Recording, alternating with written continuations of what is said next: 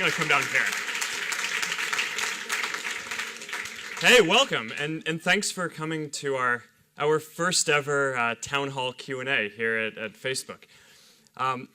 We've had this tradition for, I don't know, probably 7 or 8 years at the company, where every week we have a Q&A where our employees can come and ask me any question that they want about what's going on and what the direction of the company is, or questions or things that they read about in the press, or that their friends who use the product, what they're asking them.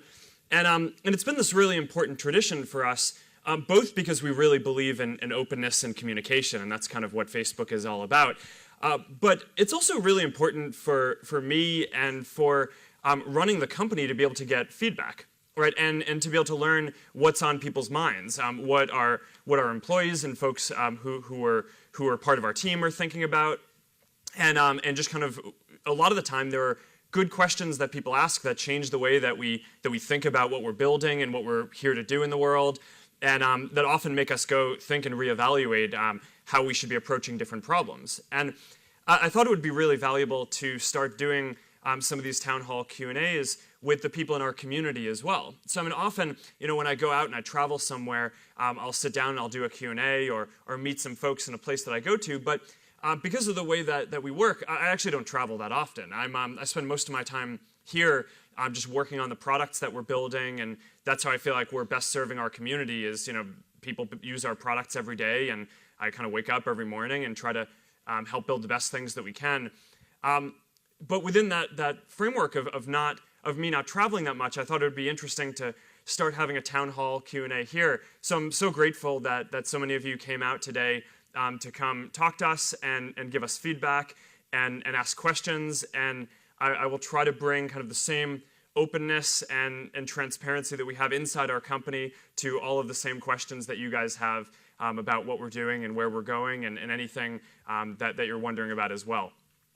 Part of the tradition is also that these Q&As aren't just me. Part of what makes it more fun and interesting, especially because I don't know the answer to all the questions, is we have a bunch of folks from our management team come to the Q&As that we do each week with employees, and today to our town hall Q&A as well. So I think it would probably be useful for some of you guys to stand up. And we have Cheryl Sandberg, our COO, Elliot Schrage, who runs policy, Dave Weiner, who's our Chief Financial Officer, Mike Schrepfer is our Chief Technology Officer, Colin Stretch is our General Counsel, and then over here we have Chris Cox, who runs product development, David Marcus, who runs Messenger, Chris Daniels, who runs internet.org, and there are more of you here than I thought there would be. Javi, who runs all of our projects to connect the world, and Jay Parikh, who runs engineering and infrastructure here. I also missed Fisher, David Fisher is here, who runs sales, and also there's more of you. Naomi runs all of our social good projects, and Gary runs marketing. So anyhow, we got a lot of crew here today. So anyhow, for the folks, so I assume that there will be some questions that I don't know the answer to, and I'm going to call on them. Also, feel free to just interrupt, as you do during our weekly employee Q&As. When I just get something wrong, I don't mind when people just kind of cut me off and say, yeah, you're going in the wrong direction. Here's actually the truth. All right, so with that, let's kick this off. I think we want to, we posted on this thread, Q&A with Mark on Facebook, and a bunch of people wrote questions in, and we asked folks to vote on those questions by liking them. So I think we're going to start off by just by trying to answer and go through some of the top questions that people asked, and Charles is going to kind of talk about how this is going to run, and then we'll kick it off and get started. Thank you, Mark. So here's how the flow is going to work today. So as Mark mentioned, we have questions from the thread. We're going to kick off with a couple of those, and then we had some people ask questions on the thread who actually flew in from all over the US to ask their questions in person. I think some of you, it's your first time to California, so it's a big one. And then we're going to open it up to the room, and we're going to see what the audience wants to hear. So does that sound like a plan? We're good? Okay, excellent. So let's kick off with the first one. Mark, this was one of the most popular questions on the thread, and it comes from Haley from Addis Ababa in Ethiopia, and it's a messenger question. Mark, why did you force us to install Facebook Messenger? All right, let's just get right to it. This is good. I mean, whenever at our internal Q&As someone asks a hard question, I always am really grateful, right? Because that's how, I mean, it keeps us honest and it basically, needing to be able to explain clearly what we're doing and why we think it's good is, I think, an important discipline for the actions that we take. So I know that this is a question that a lot of people have, both that people have been asking us on the Q&A thread and outside of that. So I think it's a good and fitting first question for this town hall Q&A. The first thing that I want to do is just acknowledge that, asking everyone in our community to install another app, Messenger, is a big ask. So I appreciate that was that required work and was a bunch of friction, and I just want to acknowledge that up front. The reason why we wanted to do this is because we really believe that this is a better experience, and we think that messaging is becoming increasingly important. So on mobile, each app really can focus on doing one thing well, we think. And the primary purpose of the Facebook app today is newsfeed, right? You open it and you can look at content that your friends are sharing or public figures, and you can share things. And messaging was this behavior that people were doing more and more. There were more than 10 billion messages sent every day on Facebook. But in order to get to your messages, you had to open up the app, which would take a few seconds, and then go to a separate tab.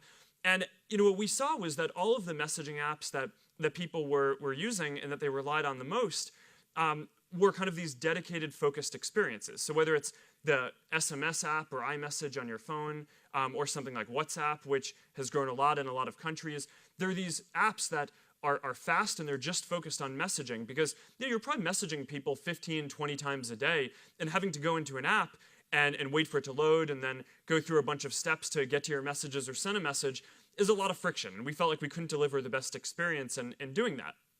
And so we believe that messaging, it's one of the few things that people actually do more than social networking, right? I mean, in a lot of countries, we'll see that maybe 85% of the people who are online will use Facebook, but maybe 95% of people, or in some places 99% of people, will use SMS or send text messages, right? Which probably fits with your own use of these products. So we thought that it was, even though it was a short-term, painful thing to ask folks to install a separate messaging app, we knew that we could never deliver the quality of experience inside as just a tab in the main Facebook app, and that we needed to, if we wanted to focus on really serving this well, we needed to build a dedicated and focused experience.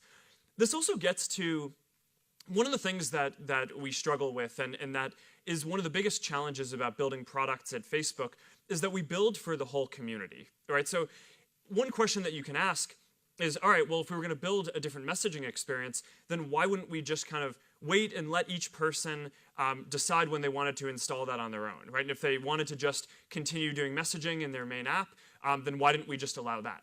And the reason is that what we're trying to do is build an experience and a service that's good for everyone in the community. And one of the things that we found is that because Messenger is faster and more focused, if you're using it, you respond to messages faster. So there are these cases that we hear about all the time where, for example, just a few weeks ago, I was messaging some friends to see if they wanted to go see a movie, and they responded right before I kind of needed to go ditch them and go watch it on my own. If they were a little bit slower to respond, then we might have not been able to meet up and gone and done that. So there were all these times where having everyone, all of your friends in your community synchronized on some service is actually a very valuable thing to do. And those are some of the hardest trade-offs that we make in our product development at Facebook, because we realize that we're not just building products for a single person, we're building for an entire community, and we're building for to make things that are going to help that entire community communicate and stay connected. So we realize that we have a lot to earn in terms of trust and proving that this standalone Messenger experience is going to be really good, and we're really committed to doing that. And we have a team of a lot of our most talented people doing that, and we're looking forward to continuing to develop ways for you to share photos and videos and all kinds of different media and fun stuff in Messenger, as well as just continuing to make it faster, which I think is the most important thing in a messaging app. So our next question is also from the thread. It comes from Callum in Leeds, England.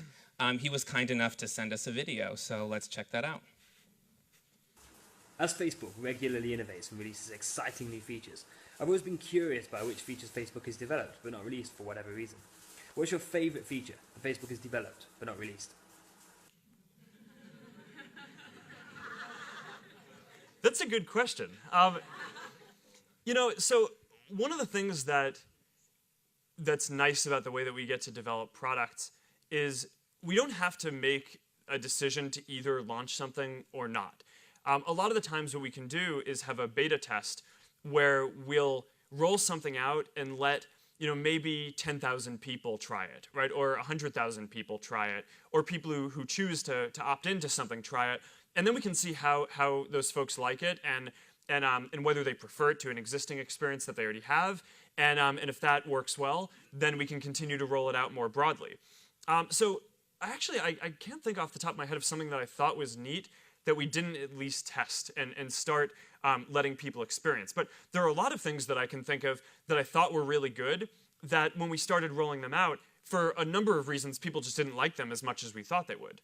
So I'm curious to hear what some of, Chris, I'm curious what your example would be of this. But one of the things that comes to mind is a product that Chris and I and Chris's team worked on together, which I think this was 2000. This is last year, right? With the 2013, we were getting a lot of feedback that the design of newsfeed on our desktop website just felt really outdated, right? And because we tried to focus on showing the best content and giving people all the tools to share all the different types of things that they want with their friends.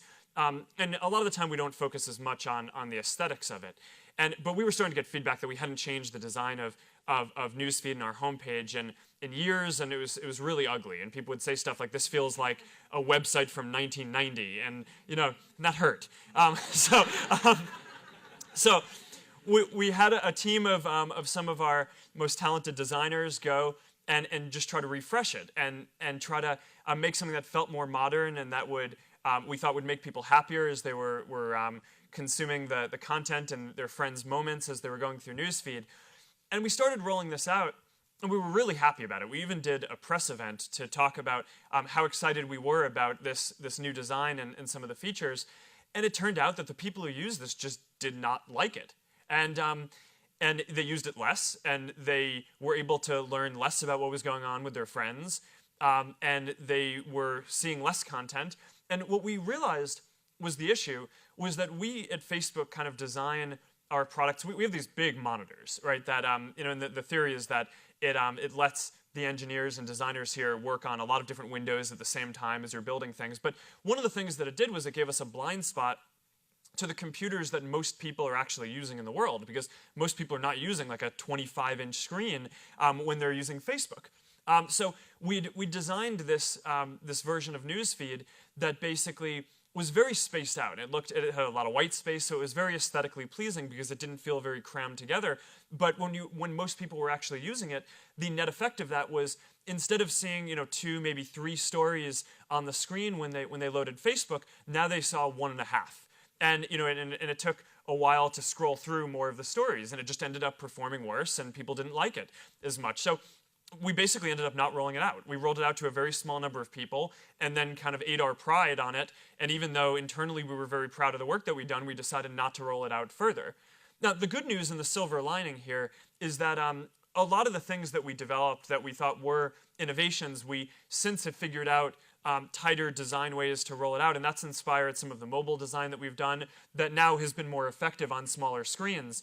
But it was a very humbling moment for us where we had to realize that what we'd built and spent a year doing wasn't actually going to best serve the community, so we didn't roll it out further. Do you have anything that you'd add to that? No, it was an example of a product that taught us really that in the billion people that are using Facebook, you can oftentimes build something that 100 million will love. But that's like a really hard number to think about. But it was a cool process for us and a good learning moment for us because it gave us a lot more empathy for the broad range of people using desktop computers, which there are still a lot of. And I think we ended up taking a lot of the really nice parts, but it's something we do a lot of here is try and at each stage of the way along the building of a product to be introducing it to more and more people. So you start with 10 people, and then you try and get 100 people, and then you try and get 1,000 people, and you bring a lot of them in here to Menlo Park to talk to you and watch them use it. We're offering surveying people in languages all around the world.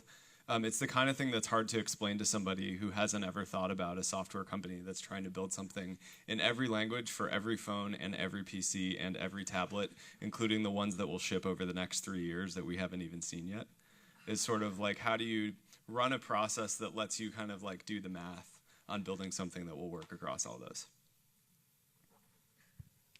So our next question, and this was another one that was really popular on the thread, comes from Zishan in Islamabad. And he says, Mark, I would like to ask when our Facebook fan page's reach will be coming back. So that's another really good question. And it's one that, when I was looking through the questions that people asked, this is one that a lot of people asked in different versions, and a lot of people voted on it. So I just want to start off by saying, as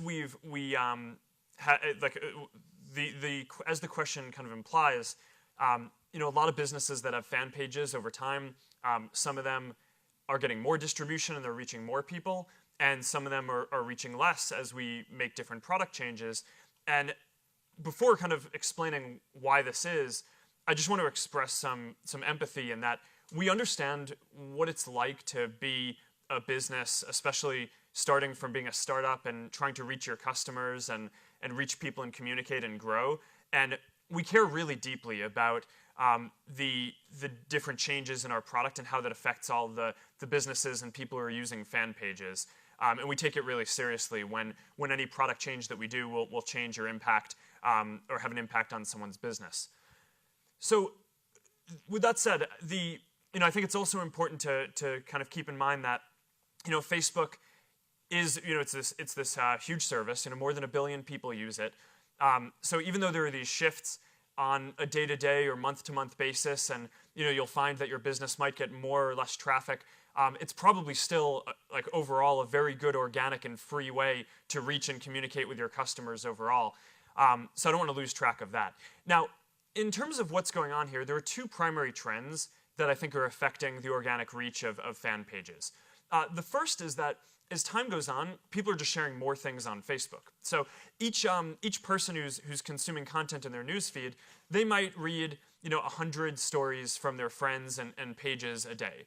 And as their friends share more content, and as they follow more pages, and as those pages share more content, there's just more competition, right? And the average person, there are about 1,500 stories a day that they could see in newsfeed, and they only see about 100. So that means that less than 10% of what people are posting, the person will actually get to in their feed. And that's important in terms of thinking about how we design newsfeed and how we give people the best experience. But it's an important thing to keep in mind is just that there are these two trends. One is that the population of the community on Facebook is growing, so you'll reach more people that way. But there's also more competition for what they see. So only the highest quality content is actually going to get through and shown to those people. So you really need to focus on continuing to make sure that you're pushing out good content and communicating effectively with your customers. The other thing that is a more philosophical way that we think about the products that we build. So newsfeed, our goal is to build the perfect personalized newspaper for every person in the world, right? We think about the way that like the newspaper industry or media has evolved over time. And, there are lots of different, newspapers or media channels that people can plug into, and they tend to not be personalized, right? You can read, your local newspaper or a national newspaper or a TV station, and they're kind of showing the same thing to hundreds of thousands or millions of people.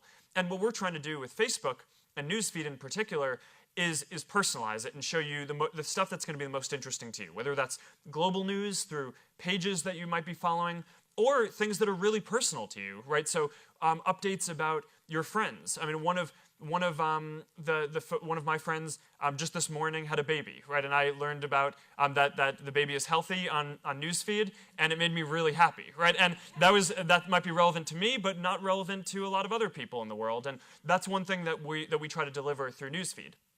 So there's this inherent conflict in the system, though, which is, are we trying to optimize newsfeed to give each person, all of you guys, the best experience when you're reading?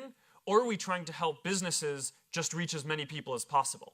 And in every decision that we make, we optimize for the first, for making it so that for the people who we serve, who use Facebook and who are reading newsfeed, get the very best experience that they can.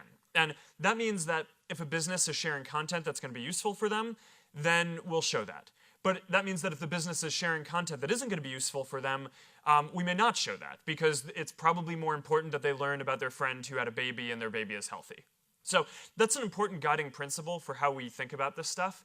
And as the products continue to develop, there's just going to be more people sharing more things, and we're going to continue to try to do our best at showing the best things that we can, understanding that there's no way that a person will ever take the time to go through every one of the 1,500 things that are shared with them every single day. But that's kind of how I think about organic reach. And there are a lot of pages that are doing quite successfully, and their organic reach is growing quite a bit because they're delivering content to people that they really want. So if you're a business owner and you're thinking about how to use your free page on Facebook, I would just focus on trying to publish really good content that's going to be compelling to your customers and the people who are following you. So as I mentioned before, we have a few people that flew in after asking their questions on the thread. And I'm going to start with you, Lori. Introduce yourself. My name is Lori Walking Eagle, and we flew here from Provo, Utah. And I'm a huge movie fan, and one of my top 10 favorite movies is The Social Network. Oh boy. And my question has always been to you, how accurate is the movie compared to the real-life story of Facebook's beginnings? All right. Thank you for your question, Lori. Wow, I haven't spent a lot of time thinking about that movie in a while. I kind of blocked that one out.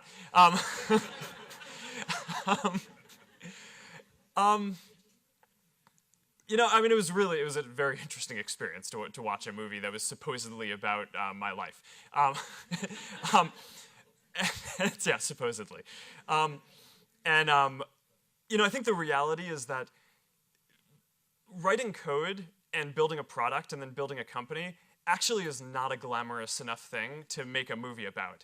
So you can imagine that a lot of the stuff they probably had to embellish and make up. Because if they were really making a movie, it would have been of me sitting at a computer coding for 2 hours straight, which probably would have just not been that good of a movie. And these guys, I think, want to win awards and sell tickets. So that's kind of where they went with it. I actually, to this day, I haven't met the writer or a lot of the folks who made the movie. I met the guy who played me in the movie one time when I was on Saturday Night Live. I think he was a little afraid to meet me after his portrayal, but I tried to be nice. It was interesting. I mean, they went out of their way in the movie to try to get some interesting details correct, like the design of the office. But on the overarching plot, in terms of why we're building Facebook to help connect the world, or how we did it, they just kind of made up a bunch of stuff that I found kind of hurtful, right? And I take our mission really seriously. I mean, we're here not primarily to just build a company, but to help connect the world, right? And help people stay connected to the people who they love and they care about, and to help them get information about the world. And we take that really seriously. So the thing that I found the most interesting about the movie was that they kind of made up this whole plot line about how I somehow decided to create Facebook to, I think, attract girls. And now, one important piece of context is the woman who I'm married to, who I've been dating for more than 10 years, and have known for more than 10 years, I was actually dating her before I even started Facebook. So, if somehow I was trying to create Facebook to get to find more women, that probably would not have gone over too well in my relationship. And I probably would not still be married to her today. So, there were pretty glaring things that were just made up about the movie that made it pretty hard for me to take seriously. But, we had some fun with it. We knew that everyone who works at Facebook was going to go want to see it anyway, right? Because how often does someone make a major movie about your company? So we took the whole company to go see it, I think the day that it came out. And there's this joke going around where I think there's this scene in the movie where, like, we're drinking apple teenies, and no one had ever heard of apple teenies before this movie. But somehow they made up when they were writing it that this was like my favorite drink was an apple teenie. So for a while, everyone around the office was drinking apple teenies, kind of making fun of me in the movie. So you got to have fun and have a sense of humor about it. But no, I think the real story is just a lot of hard work, right? It's a lot of people who are engineers who kind of sit around and code, and we're here. Because we're trying to help people connect, and we believe deeply in this mission. And our community today has 1.35 billion people in it, and there are 7 billion people in the world, and we want to connect all of them. And that's why we're here. So another one of our guests who's flown in today, Carla. Hi, Mark. Hey. My name is Carla. I'm 18 years old, and I'm from Winston-Salem, North Carolina. My question is, do you have any programs for young people looking to start up a company or business? I know that me being 18 years old and trying to work in my company is really challenging at times. Yeah, so this is a really good question. So there are a bunch of programs that Facebook has specifically for either people who are starting companies or to help train people who want to start companies in the future.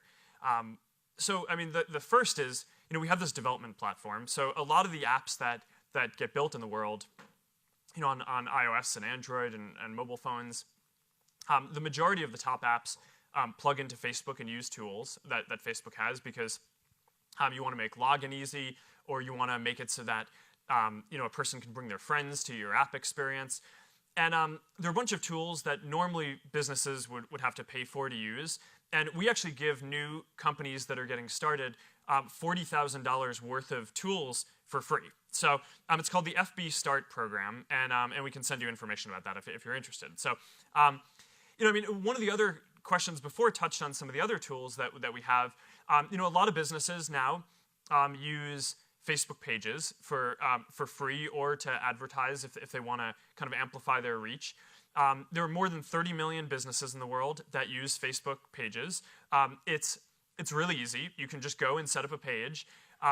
It's kind of gotten so easy and to the point where it's such a better way to reach people that I think now there's something like 30 or 35% of businesses, small businesses in the US, don't even have a website anymore and just use something like a Facebook page in order to communicate with their customers. So there are tools like that I think are kind of good to think about that we offer and we can help you use as well. This may be less relevant for you if you're already in the process of starting a company, but another thing is, I like to think about Facebook and the people who come and work here or do internships here as if this whole company is a training ground for the next generation of entrepreneurs. Right, so some companies get kind of sad when their people leave to go start companies or do other things. I get a little bit sad because I never want our awesome people to leave, but I also feel very proud when they leave and then go do something and start another company somewhere else. And we have programs especially for college students where they can come and they can intern for a summer and learn about the way that we develop stuff. And I think that's probably a pretty valuable way to kind of pick up some skills about how I hope to think that Facebook is a pretty entrepreneurial company, how we do things and how you might want to do it on your own. So those are 3 interesting programs. Besides that, I think the main thing is just when you're starting something, it's just kind of hard. You need to be pretty headstrong about it, right? And there are going to be all these challenges that come up. And I think the main thing that you need to do is just not give up, right? And kind of know what you want to do. And the best entrepreneurs who I've met don't really start companies because their goal is to build a company. They do it because they want to make a change in the world and help people. And I think if you kind of stay true to that and if you just focus on kind of powering through no matter what the challenges are that will inevitably come up in your path, then you'll find that there are lots of tools that are available and a lot of people who will help you build what you're building. So next we have Brandon, who flew in from Florida. Brandon, go ahead. Hey, thanks for having me. So is Facebook intending to take over the mobile industry by creating a new ultra-low-cost voice-over IP mobile platform based off of internet derived by autonomous solar drones, at the same time using the WhatsApp, Facebook Messenger apps to replace SMS texts. All right, thank you. There's a lot in there. You touched on a lot of the different stuff that we're doing. So I think you got messaging, which we talked about. VoIP, so free calling, is certainly something that we're focused on. And David, I don't know if you want to jump in and say something about that. And you also talked about the work that we're doing to design solar-powered planes that can beam down internet access to people. And I was talking a moment ago about how our mission is to help connect everyone in the world. And there are a lot of people in the world who don't have internet access today. So when we were getting started with Facebook, we had this goal from like, I don't know, maybe about 8 years ago. People inside the company, when I think there were about maybe 25 million people in our community at the time, and people started talking about, wow, maybe one day we could connect 1 billion people. And it was just, everyone was like, nah, that's crazy. We'll never connect 1 billion people, right? That's way too many people. And then we just kept on working at it, and then eventually we reached that milestone. But it's possible to connect 1 billion people today because there are 1 billion people in the world who have the internet. There are about 2.5 billion people, 2.7 billion people who have internet. But the other 4.5 billion people don't. And Facebook is the biggest internet service today in terms of the number of people who use it. And we feel like we have this social responsibility to help spread the internet and all the goodness that comes along with that, so that people can use it for learning, for education, to find information on jobs, for health information, and to just communicate and have fun and do all the things that you love and enjoy on the internet. So we have a bunch of efforts that we call internet.org in kind of combined, and it's this partnership that we're working on with a lot of other technology companies in the industry, because no one company can go help the whole world get connected, right? There are going to be a lot of different companies that are involved in that, and we're just kind of trying to help catalyze that and form partnerships to help that happen. But there are a bunch of different challenges in making that happen. So one is that there are a lot of folks who just don't live in a place where there's any network, right? So even if you happen to buy a phone, there would be no network for you to connect to and buy, even if you had a phone and you had money to get on the network. So part of what we're doing is we're doing research into things like satellites and solar-powered planes that can go to these places and beam down internet. And it's kind of crazy futuristic stuff. And it's very exciting. And we're engineers, so we love working on that. And that's one part of what we're trying to do for the future. That actually isn't the biggest problem that most people have in terms of getting on the internet. The majority of people, about 85% of people, even people who don't have internet access, already actually do live within range of a network. And the biggest issues tend to be either economic, that they can't afford to pay, so we need to make it cheaper to use and more efficient, or that they didn't grow up with the internet. So there's a question of, if they have the opportunity to use the internet and pay for it, a lot of folks will ask, what can I do with this? And it turns out to be this educational challenge of showing the value of the internet so that people adopt it. So we're working on all of those different challenges and trying to help spread the internet. We're also trying to build the best messaging service, as you said, and we also are hard at work trying to make it so that people can make free phone calls over using VoIP as well, which I think is a great service, especially for the set of people who can barely afford to be on the internet at all. Making it so that they can make free phone calls is an awesome win. So that's kind of a summary of some of those things that we're trying to do. And it's really exciting stuff. It's going to take a long time to play out. I think best case, we'll kind of come back 10 years from now and we'll have made some progress towards trying to connect everyone in the world, but this is not the type of thing that you can really accomplish in like a year or two. So we have some of our best people here just working on that on a long time horizon, trying to make a dent in this. I don't know, Chris or David, did you have anything that you want to add to that? No. Awesome. And the last of our guests who's come in from the thread, Manish. Hi, Mark. My name is Manish, and I come from Fremont. So first of all, thank you for creating a platform where we can connect anyone and everyone in the world. And also thank you for supporting social causes like education, immigration, and Ebola. My question is two-part. Do you think Facebook is losing its charm and becoming boring? And the reasons are, it is primarily becoming photo and video sharing site. And I think that with the like so many photos being saved every day, I think almost 400 million, it may be a drag on your technology platform too. And I think Jay can answer that. And then the second part, do you think it has become like too much information? It's an information overload. Let's say if I don't touch Facebook for 24 hours and I have to sift through my feed, it may take me almost 45 minutes. So there's too much, means if you start following people, if you have good network of friends, you start liking things, there is just so much information. So there is a way that we can control the news feed, I can throttle it and do something. Thank you. Yeah, thanks. Those are both good questions. One question that a lot of folks ask, and before I get into that, I saw Jay shaking his head no before, that the photos are not a load on our infrastructure. And I think what he means by that is they are a load, but he's got it.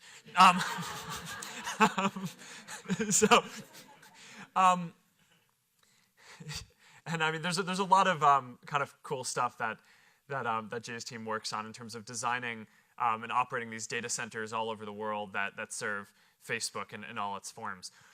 So the first of your questions was around, it's a question that folks ask from time to time, is kind of, is Facebook getting less cool, right? I mean, I think you phrased it as, are we losing our charm? And, it's an interesting question to me, because my goal was never really to make Facebook cool. I am not a cool person. And I've never really tried to be cool. So our model for Facebook has never been to try to make it particularly exciting to use. We just want to make it useful, right? So the services that we aspire to be like in the world are kind of these basic things that you can rely on and that are there, and that you'd probably be pretty upset if they went away, but you're not like sitting around celebrating all day long. So you go home, you turn on the lights, right? You're probably not like, yeah, electricity, yeah, right? It's just like it needs to work, and same thing with water and a lot of things like that. And my goal is that I think the ability to communicate and connect with people should be that, right? It should be something that people can rely on and that people have, and that it doesn't always need to be in your face, right? It's like, yeah, we're here, we're electricity, or we're the social network. It just should work, right? It should be there. So there are a lot of changes and things that we're constantly working on, but we try to have them be natural. And what I think tends to happen more often than not is when we get it right, a lot of the time people don't notice. And when we get it wrong, or we don't do as smooth of a job as we should, then people notice. So for example, there's the first question about Messenger, and part of the reason why that kind of turned into this issue where a lot of folks were upset that we asked them to install a new app was maybe we didn't handle that as smoothly as we could have in terms of the transition. But there are a lot of transitions that we make that actually are very smooth. So, for example, you were talking about how now most of Facebook is photos. That's true. 5 years ago, most of Facebook was text. And if you fast forward 5 years, probably most of it is going to be video, right? Just because it's getting easier to capture video of the moments of your lives and share it. And that's just more technological challenges for Jay and his team to handle in terms of streaming that well. But we're going to do that, right? And that's our job, to make sure that works and works seamlessly. And as the world trends towards sharing more kind of static stuff like text and into more kind of richer forms of content like video, we just want to be there and make that work without you having to notice. So that 5 years from now when you wake up and a lot of the content in Facebook is video, you're just like, oh, this is kind of boring. It's like, this is how it should be. Of course it's video, right? Another example is mobile. Right, a few years ago, probably most of you used Facebook primarily on computers, and today probably you use it primarily on phones. And a lot of what we had to do was get our mobile apps to be faster, and we're continuing to work on that. We're not 100% of where we want to be, but for those of you who've been using our mobile apps for a few years, you know that they're a lot faster now and a lot better than they were a few years ago, because we've kind of focused on that. But speed is something that you should just be able to rely on and know is going to be there, and that shouldn't have to be something that we celebrate, right? It just should be something that's implied, that you use a service and it's going to be fast. So what was the other part of your question was? Like the news feed, it's right. Yeah, about information overload, right? And this gets to another question that I think that a lot of people have, and that a lot of people asked on the thread. So I'm glad you're bringing it up here.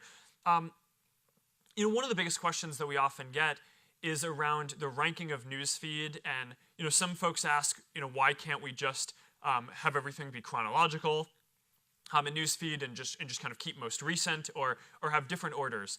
And it gets back to this point that I was saying before around how every day there are about 1,500 stories that are shared with you, and the average person will only look at about 100 a day, right? Because that's all you have time for what you're saying.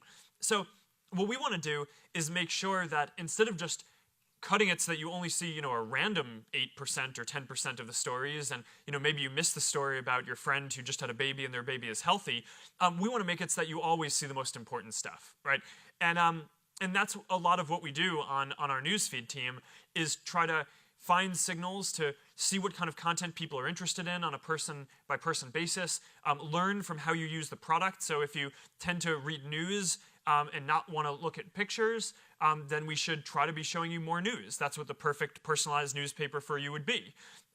If you're a person who likes watching video, then we should try to be showing you more video. If you like only seeing stories from your friends and not news or public content, then we should skew it in that way. So that's a lot of what we're trying to do, is work on ranking newsfeed and making it so that we show you the very best content that we can for you.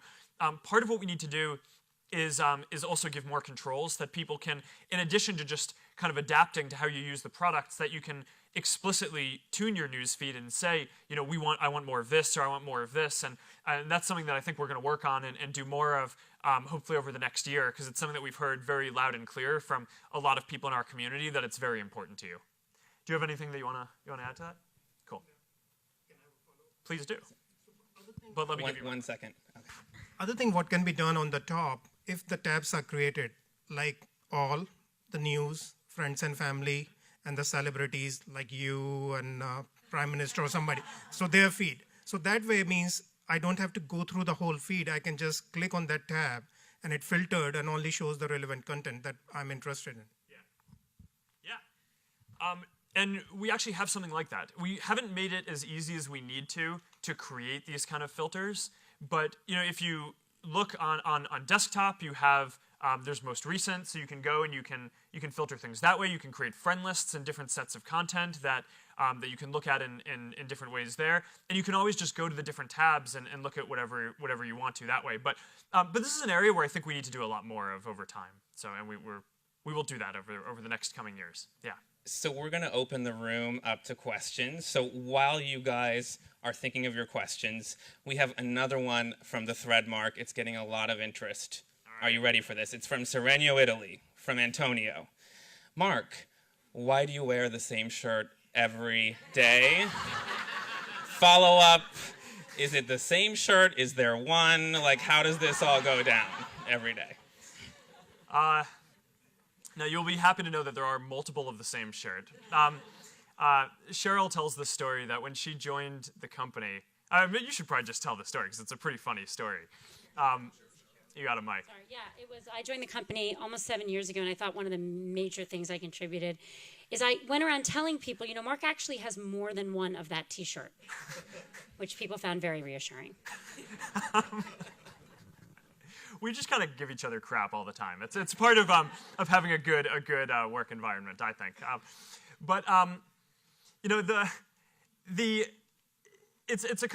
It's a very simple question in a way, but it actually speaks to how we think about our duty to the community here.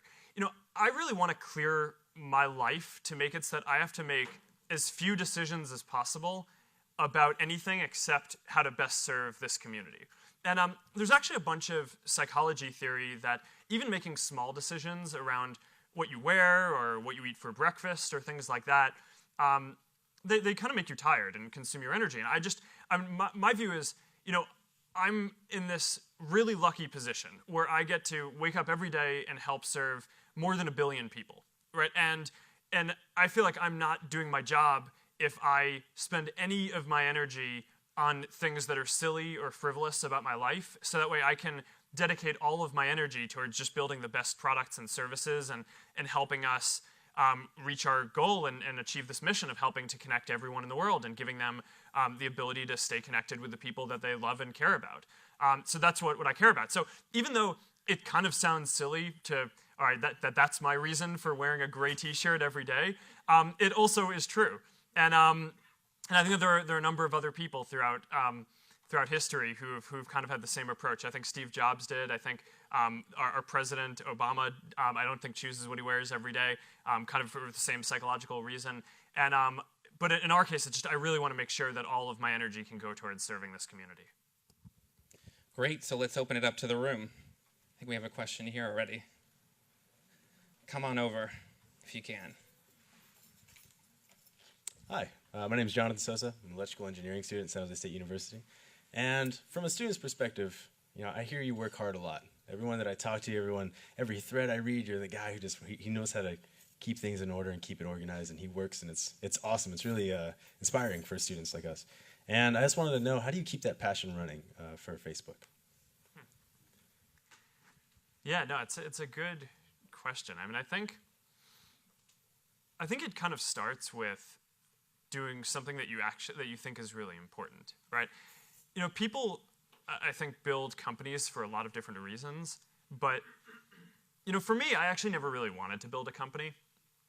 When I started Facebook, I didn't start it as a company. I just started it as a project, and I only decided to turn it into a company once we had so much work that we were doing that I realized that I needed a lot of help, and that the best way to structure this whole thing and make Facebook the best thing that I could was if I made it a company and used that to hire people. So that way, as we made money, I could get more talented people to join and get more energy going towards building and serving this community. But I actually think as I met more people who started companies, I learned that was actually not a very uncommon thing. A lot of the best companies and the founders who I admire didn't set out in the beginning to build a company, because at the end of the day, I think building a company can get kind of old. And there's a lot of stuff that you're going to have to deal with that's just not that fun. But if what you really care about is some change that you're trying to make in the world, then that can be pretty motivating for a long time. And then there's this concept in education these days, grit, where a lot of what makes, I think, a company or an organization or an individual effective is just the ability to power through a lot of stuff that sucks. And building a company, most things do not go your way, right? So, I mean, as much as it may look like, like building Facebook, it just kind of like worked at each step along the way, it really isn't true. I mean, I've been very lucky, right? And I've gotten a lot of really good breaks, both in my life and in building this company. But like almost every day, there are crazy things that come up that just from all angles, right? I mean, we have a technical issue, and one data center doesn't have electricity, and we need to manage that, right? So kick in the backup generators, or there's like some government is trying to do something that's difficult, right? And or there's a competitor, or or like someone who's really important in the company wants to leave to go do something else, and we relied on them to go deliver something for our community, and or our business isn't going as well, and investors are going to be upset, and then there's all this pressure to focus on making money instead of doing what we really want to do, which is serving the community. So there are just all these things that come up, and I think the key is just kind of those two things. It's you really need to believe in what you're doing, and that it's an important and helpful thing in the world, and you need to have grit in order to kind of see these things through, and surround yourself with a team of people that you like working with who also have grit and will help you get through it, because no one can ever do this by themselves, right? But if you can do that, then there are lots of examples of successful companies in the world. So the good news, I think, is that Facebook is not that unique in the grand scheme, right? I mean, maybe something like Facebook doesn't come along every year, but if you look at like 100 years or 1,000 years, there are many examples of people who have like believed in things, who have focused on them and built them, and on all kinds of different scales, and it really is possible. So I'd encourage you to just keep on focusing and find what you think is a really important change that needs to get built in the world, and do it. I think I saw a second question over here. Yes. Hello, Mark. I'm Cedric from the Cape Horse Center in Oakland, and you all have some great people here who are working to ensure that Facebook looks like the demographic makeup of the United States. And I'm curious about your perspective on the importance of diversifying tech, the sector writ large. Yeah, I mean, this is an important topic that we have been spending a lot of time focused on. We actually, we have an all-hands meeting where we just get our whole company together every quarter, just because it's, I mean, a lot of people, and so we have these weekly Q&As that people can come to if they want, and we have these all hands where we try to get people to come. And we just had one, was it last week or the week before, and we only had 3 topics, and one of them was the importance of diversity, and how it's not like the diversity recruiting team's job. It is literally every person in the company's job to make sure that that their teams are diverse, because for a number of reasons. I mean, one is there's just so much research that shows that diverse teams perform better at anything that you're trying to do, right? So if you're trying to help connect the world, having a diverse team is going to help you better do that. If you're trying to, even if you're just trying to make more money, right? I mean, and you're just tracking the financial results of companies, companies that are more diverse do better. In academic settings, just you kind of go on and on and on. There's a big problem in the technology industry and in computer science and engineering in specific, where there's, not only is there less diversity than normal, but there's especially way fewer women. And that's an issue that it's this problem because it's not even clear where you would start attacking it, right? It's like you need to start earlier in the funnel so that girls don't self-select out of doing computer science education. But at the same time, one of the big reasons why I think today we have this issue is that there aren't a lot of women in the field today. So it's so I heard one person put it this way, that the reason why girls don't go into computer science is because there are no girls in computer science, right? It's the circular thing that you need to break the cycle, and you need to just do overwhelming effort in order to do that.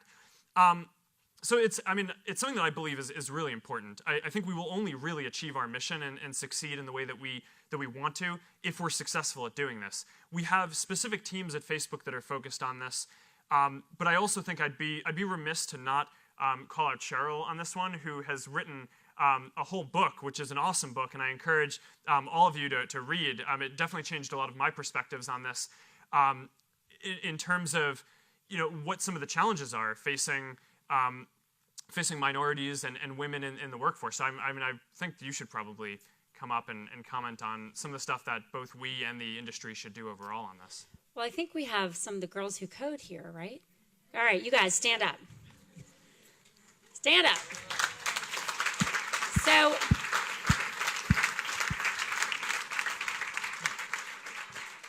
women who code. But this is the answer, that we know that girls are just as good at math and science when they are told they're just as good at math and science. We know when girls are told that boys are better in math and science, that boys outperform. And so it's really simply a matter of expectations. And so starting young, starting with people in school, we have so many great girls. I guess they're still girls. I saw some 8th graders here. So many great people who really care about this. And just knowing that we can get as many women as men into computer science if we start encouraging them, believing it's possible, and really putting a focused effort. These are great careers. In a job market that's tough, in a world where people are struggling for employment, the part of the economy that is full employment is technologists. This company, we will kill for every great computer scientist we can get out there, and so will all the other tech companies. And so when you think about a future of a job that's really promising and a job that's also really flexible, tech is a great place to be, and we as a company believe that every girl out there can do it if she wants to.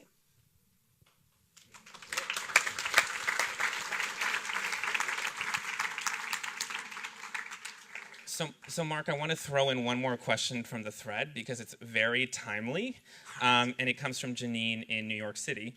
Why are you and Facebook getting involved in the fight against Ebola? So there are a lot of really important issues in the world, right? And I don't think anyone can focus on all of them. The reason why I care so much about Ebola is because right now it's affected 10, 13,000 people, which by itself makes it serious. But if we're at this critical moment in time right now where if we focus on it and and kind of prevent it from spreading to the rest of Africa, to India, to Pakistan and Bangladesh, and a lot of other big countries where a lot of health folks are really worried that it could spread. If we don't do that now, then it could be the next global epidemic, right? That the next HIV or tuberculosis or polio. And I think that there isn't enough attention in the world focused on kind of stopping those things before they become at that scale. And I mean, what I would have given to have been able to go back to the 70s or 80s before I was born and try to fight to prevent HIV from getting to the scale that it got to, I mean, that's like, you don't get opportunities to do that. And I feel like that's what the world has the opportunity to do with Ebola now. And, so for folks who say, this isn't the biggest issue today, that might be true in a narrow sense, right? That it isn't the biggest cause of death that's out there. But I do think that we are at this rare moment in time for, maybe the next 2 months, 3 months, 6 months, who knows? You never know ahead of time, where we have the chance to make this not be the next HIV type thing in the world.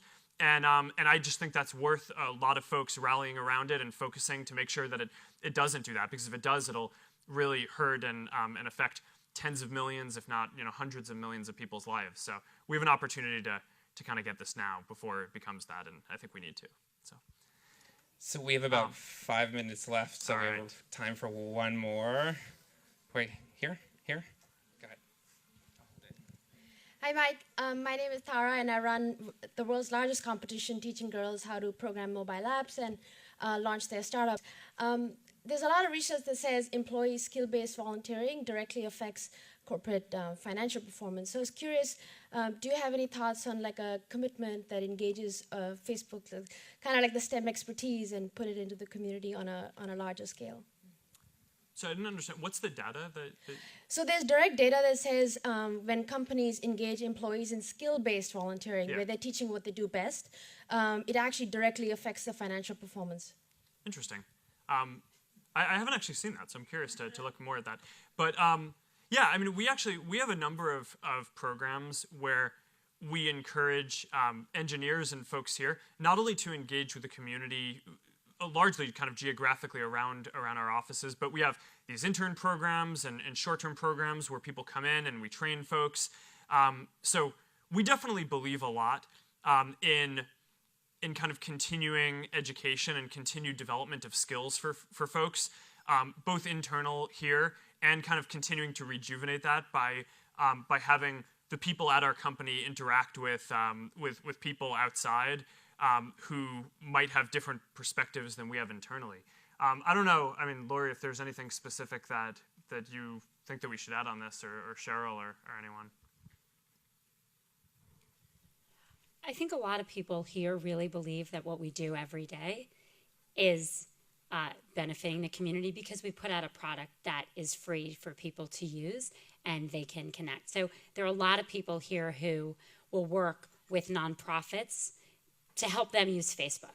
And a lot of people here are really proud of the efforts when they, build the donate button today that launched to help donate to things for Ebola. I think one of the things we've been happy about is how the product we build in and of itself helps fulfill our mission of connecting the world. And so we think our platform very much can be used for good. Not always. Certainly there are, things that are just fun or things that aren't good that happen on our service and all others. But the platform itself that people build every day feels very mission aligned. And I think it's one of the things that Mark's done for Facebook from the beginning that makes the place special to work here. All right. Mark, do you want to do one final one? All right, sure. We're getting a lot of questions here. I want to give a student a chance to ask a question. Here, how about here?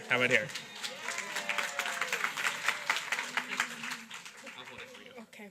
Well, my name is Melissa Gomez. I'm in 8th grade. I go to Los Robles Magnet Academy in East Palo Alto. And there's 2 parts to this question. I'll make it quick. So I'm pretty sure that you had obstacles in life during the process of building your company. And you must have had a technique to make yourself stand up from that obstacle and keep on going for your dream. And I would like to know, what did you do in those moments when you were really tired and you wanted to give up, but you found something and you stood up and you went for what you wanted. So that's my question. Yeah, it's a good question.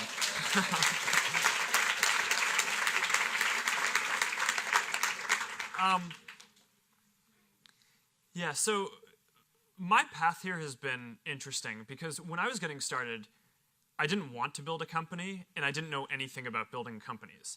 So one of the things that was really lucky for me was I started Facebook when I was a student in college, and then I moved out here to Silicon Valley for the summer, right then, and the reason why I did that was because I saw that there were all these awesome companies that got all these awesome technology companies that got built out of Silicon Valley, and I actually at the time I wasn't even thinking that Facebook might be one of them. I was like, well, one day down the line, maybe I'll build something that'll be a company, right? I mean, I don't know. It's kind of silly in retrospect to think that I wasn't thinking about that. But the plan was, to move out here and then move back, and I just started meeting really interesting people who gave me advice on, things to look out for, and people who joined our team and who supported me on this whole path towards doing all the stuff that I had no idea how to do. But challenge after challenge after challenge for 10 years now and continuing. So, the real secret, I think, it's there's no kind of superhuman ability that anyone has to just kind of power through stuff. I mean, I do think you kind of need to remind yourself that you need to focus and try not to let stuff bother you as much as possible. But it is going to bother you because you're human, and I was human. I am human still. But I was just referring to myself in the past. Not that I was not human. But the thing that got me through it, and I think gets a lot of people through it, is the people around them, right? And there's interesting data on this that that companies that have more founders are actually more likely to have a successful outcome. And I mean, one of the reasons for that, I think, is that it's just like really hard to do anything on your own like this. I mean, there just are so many challenges and there are going to be things that you don't know how to do. And one of the things that I think the media gets wrong about companies or inventions or things over time is they try to make it seem like one person did it, right? So, it's part of the reason why we're doing this Q&A today, but like my team is here, right? Because I don't know all the answers and we're building this together. And, I think that that's like a really kind of fundamental thing about how stuff works. And, the more that you feel like you have to take everything onto yourself when you're taking on some big challenge, I think the more that it's just likely that something eventually is going to be overwhelming or that you're not going to know how to deal with it because no person knows how to deal with everything. But if you can kind of find a team of people or friends or family, and there'll be different people over time because, different people like focusing on different types of problems or different scales of the problem, then that's what's really going to get you through. And that's what's gotten me through, and that's what continues to get me through all this stuff that we have. So yeah, you don't have to be superhuman. You just kind of need to kind of keep on going and not do it alone, and find people who share your passion for what you think is an important thing in the world, and you keep on going like that.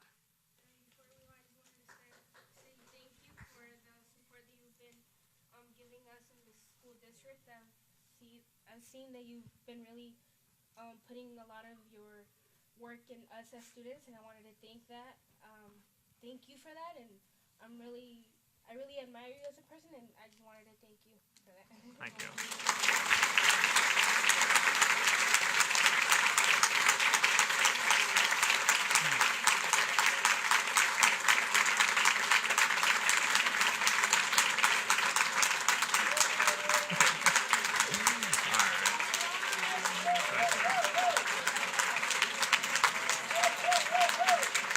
Thank you.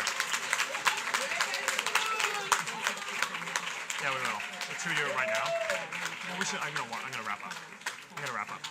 All right. So I think we're gonna wrap up. I just want to thank you guys all for coming out today. I mean, this has been it's been really interesting hearing your questions, and I want to follow up on the data that you had that I didn't know. That's a lot of how I learned from these Q&As. Is people ask questions that I don't know how to answer. Those are the interesting ones for me. But in a lot of ways, this reminds me of the first Q&As that we had internally at Facebook, where the company was so small that we used to just kind of sit around in a circle, and people used to, it was more of a conversation than a Q&A. But that evolved in our culture into something that's been a really important part of how we learn and how we are transparent and open and how we work and continue to evolve. And I hope that these town hall Q&As can become an important part of how we learn from the community of people that we serve, what's on your mind and how to serve you better. So thank you for making the investment and coming out here today to talk to us. All right.